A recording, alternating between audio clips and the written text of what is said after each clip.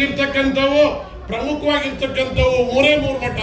ಆದಿ ಚುಂಚನಗಿರಿ ಮಠ, ನಂಜಾವಧೂತ ಸ್ವಾಮೀಜಿಯವ್ರ ಮಠ, ನಿಶ್ಚಲಾನಂದ ಸ್ವಾಮೀಜಿಯವ್ರ ಮಠ.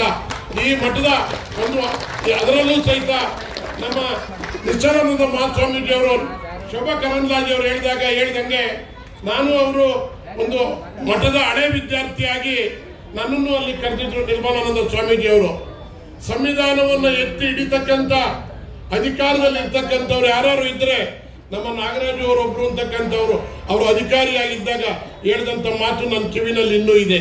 ಶೋಭಾ ಕರಂದ್ಲಾಜೆ ಅವರು ಹೇಳ್ದಂಗೆ ಅಧಿಕಾರದಲ್ಲಿದ್ದಾಗ ಅವರು ಚಿಕ್ಕಮಗಳೂರಲ್ಲಿದ್ದರು, ಹಾಸನದಲ್ಲಿದ್ದರು, ನಮ್ಮ ಮಂಡ್ಯದಲ್ಲಿದ್ದರು, ಪಾಂಡವಪುರದಲ್ಲಿದ್ದರು, ನಾಗಮಂಗಲದಲ್ಲೇ ಇದ್ರು. ಇಷ್ಟೆಲ್ಲ ಇದ್ರು ಸಹಿತ ನಾವು ಸ್ವಲ್ಪ ಈ ಹುಡುಗಾಟದಲ್ಲಿ ರಾಜಕಾರಣದಲ್ಲಿ ಇವ್ರಿಗೂ ತೊಂದರೆ ಕೊಟ್ಟಿದ್ದೀನಿ, ನಾನು ದೊಡ್ಡವ್ರಿಗೂ ತೊಂದರೆ ಕೊಟ್ಟಿದ್ದೀನಿ. ಅದೆಲ್ಲ ಅರಿವಾಗಿದೆ. ಅದು ಗೊತ್ತಿಲ್ಲದೆ ಆಗಿರ್ತಕ್ಕಂಥ ತಪ್ಪಿಗೆ ನಾನು ಕ್ಷಮೆ ಯಾಚನೆ ಮಾಡಿ ಈಗ ದೇವ್ರುಗಳಿಲ್ಲೇ ಕೂತವ್ರೆ, ಅವ್ರ ಮುಂದೆ ಕ್ಷಮೆ ಕೇಳ್ಬಿಟ್ರೆ ನನಗೆ ಒಂದು ಪ್ರಾಯಶ್ಚಿತ್ತ ಆಗುತ್ತೆ ಅಂತೇಳಿ ನಾನು ಈ ಕ್ಷಮೆ ಕೇಳಿದ್ದೀನಿ. ನಾನು ಇವತ್ತು ಸರ್ಕಾರ ನಮ್ದಿನ ನನಗೆ ಅಧಿಕಾರ ಇಲ್ಲ, ಆದ್ರೆ ನಾನು ಮಾಜಿ ಸಂಸದ, ಮಾಜಿ MLA, ಅವೆರಡರ ಮೇಲೆ ಈ ಮಠಗಳ ಬಗ್ಗೆ ಏನಾದ್ರು ಹೋರಾಟ ಮಾಡ್ತಕ್ಕಂಥ ಅವಕಾಶ ಬಂದ್ರೆ ನಾನು ಮಠಗಳ ಜೊತೆಲಿ ಇರ್ತೀನಿ.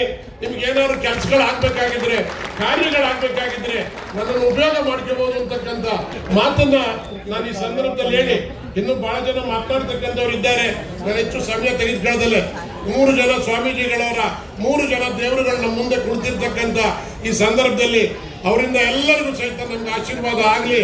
ನಮ್ಮ ಜನಾಂಗ ಇನ್ನು ಎತ್ತರಕ್ಕೆ ಬಹಳ ಮುಂದಕ್ಕೆ ಹೋಗ್ಲಿ ಅಂತಕ್ಕಂಥ ಮಾತನ್ನ ನಾನು ಈ ಸಂದರ್ಭದಲ್ಲಿ ಹೇಳಿ 12 ಮಾತುಗಳು ಮುಗಿಸ್ತೀನಿ. ಜೈ ಹಿಂದ್, ಜೈ ಕರ್ನಾಟಕ.